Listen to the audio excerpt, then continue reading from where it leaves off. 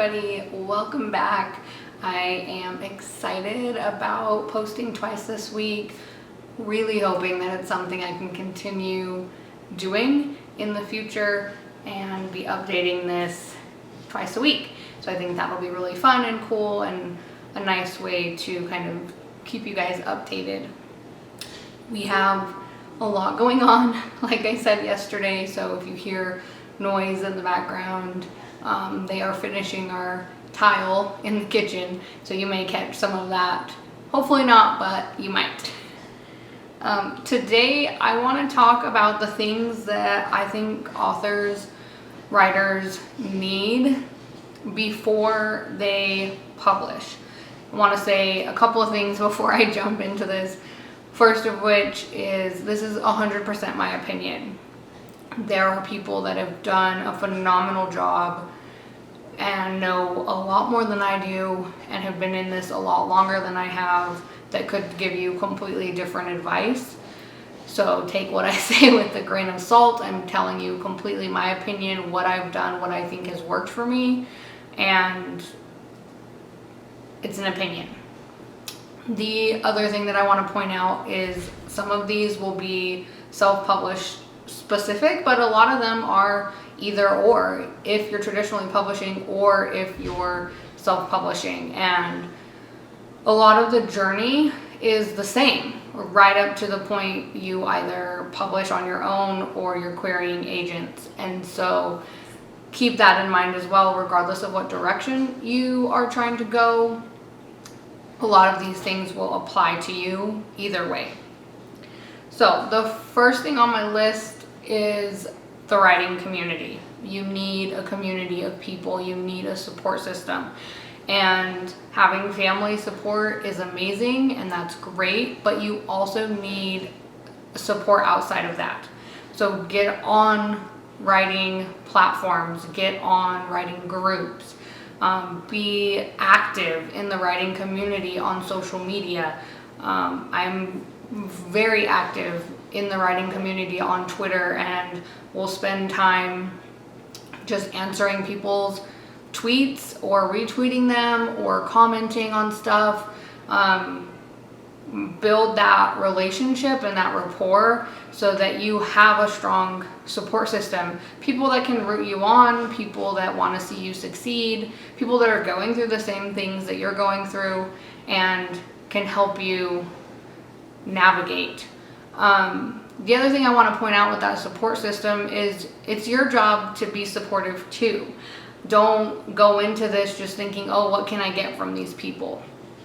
Now, I'll be the first to say I have 100% leaned on the writing community, especially certain people in that community who have taught me a ton, who have done things for me, taught me how to do things, answered my million questions.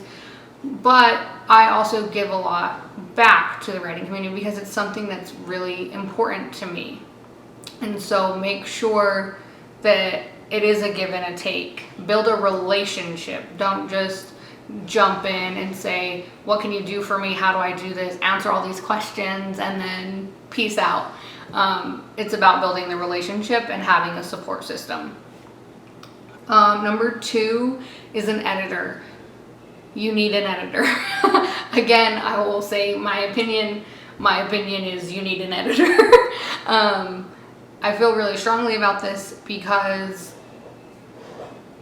your writing, when you're looking at it for long periods of time and over and over and over and over again, you're going to get tired of it. You're going to miss things. You're going to skip over things. You're not going to be able to see everything you need to see by yourself. I also would recommend finding somebody outside of your friend group, outside of your family. It's harder sometimes to take that constructive criticism from people that you care about, but it's also hard for those people to give you that criticism. You know, they could go into it thinking that it'll be easy to be honest with you and find that it's not so easy because they care about you. So find somebody that is unbiased. I used Reedsy to find my editor and she was amazing. She was incredible. She was exactly what I needed. She was this amazing balance of encouraging but very honest. She wasn't afraid to tell me this doesn't make sense, or why do you need this here, or this is redundant. Find somebody like that you can build that relationship with and trust what it is that they're telling you. I will 100% use my same editor in the future, and it may take more than one time to get the person that you mesh with, but don't give up. Find somebody that can edit your stuff. Okay, number 3 encompasses a few different things, but it all comes back to promotional material. You have to be able to promote your work. And it really, doesn't matter if you're traditionally published or if you are self-publishing, you still have to promote your work. I think there's a big misconception that going the traditional route means all of that's done for you. It means you'll have help doing it, but you're still gonna have to be promoting your own material. So I use Canva to make a lot of my stuff. I use it to make my YouTube thumbnails. I use it when I'm doing like an Instagram post or an announcement. Pretty much any type of graphics I'm doing on Canva. And I do pay for it. And so keep that in mind as well. There's a free option, but it's pretty limited on what you can do. And so just know that going in, that you're gonna need a way to promote your work. There's also sites online where you can purchase things from people. You can have them make you promotional materials. You can have them make you images with your book cover. You can have them make you character art. Obviously, you're going to be paying these people, so that's another cost that comes into this, but that's an option for you as well. If you're creative and you do graphic design and you're very artistic, do some of that yourself. I just ordered Soul Jumper bookmarks, which I'm really excited for, and I did make those by myself. And so there are definite areas where I'm comfortable with my ability to do it myself and do that when I feel like I can give a professional quality product. And if I don't, I source that out to somebody who knows that they can. And so you kind of have to figure that out for yourself and what your ability level is. Okay, book funnel. And if you follow author Sarah Sutton, she just posted a video about how she uses book funnel. I would definitely check that out. I can link that video down below. But you need that or something like it, some way to send out your books, be it samples or art copies, whatever the case may be, a way that tracks who's downloading them, if they viewed them or not. Book funnel's amazing. I'm not going to talk a whole lot about it because, like I said, Sarah did a whole video on it. Check it out. But I would recommend having something like that. Okay, MailerLite is what I use to get subscribers on my newsletter. You need something like that. I've seen a lot of like ads for MailChimp. I used MailChimp for over a year and I hated it. I did not like it at all. The customer service is terrible unless you're paying for like the top plan that they offer. And I just didn't like it. It wasn't user friendly. I couldn't get the plugin to work the way I needed it to on my website. I'm all WordPress. So if you're something else, it may be easier for you, but I didn't like it. And so a few months ago, I switched over to MailerLite and I have loved every second of it. You can get on their website. They will chat with you, walk you through stuff. Their customer service is incredible. The way that they keep track of subscribers is super easy. So I've had a lot of really good luck with that. But if you're going to have subscribers to your website or people signing up for something, make sure you have a way to collect that information that is safe and secure and something you can keep track of. Okay, a cover designer. You need a cover for the book that you're going to publish. And so this is another area where if you are comfortable doing it, that's great. You can do it yourself. Amazon has the place where you can design your cover on their website. I hired somebody to do mine. I do not regret that for 1 second. I love my cover. It's so pretty. And I know without a doubt I will be going with that same cover designer again. Designed with Grace is who I went through.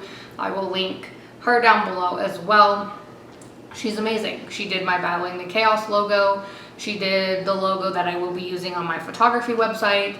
She has done the cover of my book. She's working on an author logo for me right now. Like, she's amazing. I will not go with anybody else and would highly, highly recommend her if you are looking for graphic design stuff.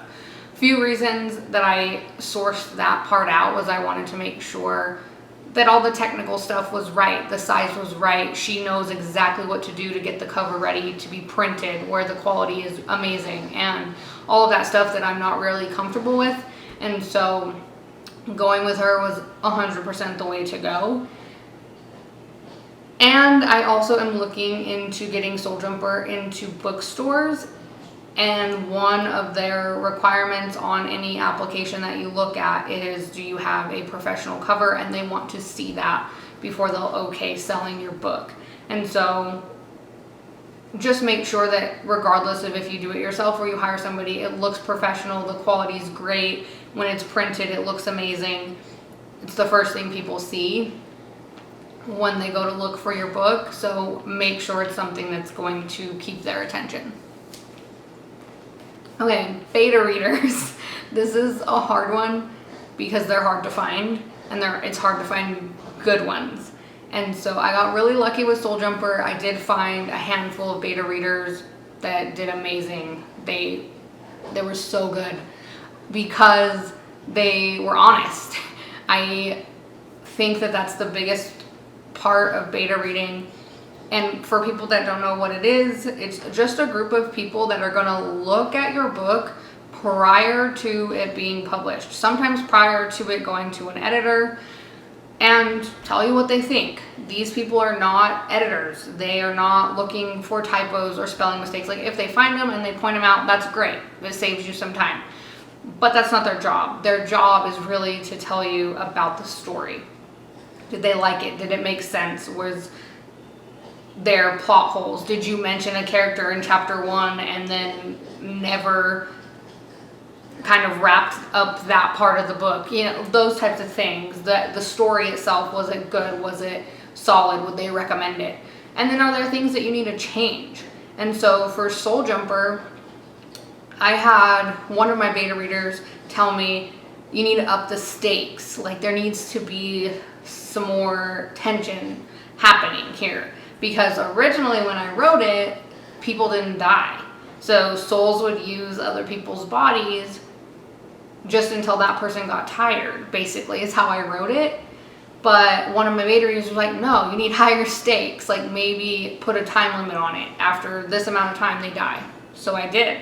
I actually changed the book and made it so if the soul doesn't leave after 3 days, the person dies. And just little things like that that make the story better. You don't have to do everything a beta reader suggests. And I would look for people that are readers, that enjoy reading. Like I said, these people are not editors. Look for people who like to read, who like books, who like a good story, and may have some suggestions to make your story better. So, beta readers. And the last thing on my list, and probably the most difficult to talk about and to kind of get into the nitty gritty, I may do a video more in depth on this later, but is you need to have a budget. You need to set a budget. It is really easy to start doing things, and then once you sit down and make the notes, you're like, whoa, how did I spend this much money? There's the flip side of that too. You can spend no money. You can get on Amazon right now and publish something and not spend a dime. And so it really is about finding what you want and what your goal is. My goal is to write full-time, is to be a full-time author. And so I put a lot of time into this first book and money into this first book. My editor was by far my biggest expense. But I paid for things like cover design, and obviously I said I made the order for bookmarks. I got some little promo things to throw into the packages for the signed books. So all of that stuff adds up. Book funnel, that's a monthly fee, and it's just those little things that when you get to the end and you start doing the math, you're like, okay, I have to sell how many books to break even, or how many books to make a profit. And so just keep those things in mind and know where your limit is. I know that not everybody can afford to put a lot of money into a book that they're trying to publish. So just know that going in, that there may be places where you have to make some compromises. And with Soul Jumper, for it being my first book, there was definite places where I'm like, okay, maybe I could have cut back here and moved money over to this or whatever. And so for the next book, I'm sure it'll change what I spend money on and what I don't. And you kind of just have to get into it to figure it out. If you are trying to publish a book and you have specific questions about money or about what I spent on certain things, send me a message. I would be happy to answer those questions for people who are trying to do this themselves and aren't really sure where to start. So that is what I have for you guys today. Kind of just a quick overview of what I think all authors need, regardless of the direction they're going, traditional or self-published. If you have specific questions about stuff on this list, let me know. Leave a comment down below. If you have stuff that you think should be on the list, leave a comment about that too. I would love to see what it is that you use and what works for you. And hopefully in the future I can dive into some of these things a little more in depth. All right, you guys have an amazing week, and I will be back on Monday. Thank you.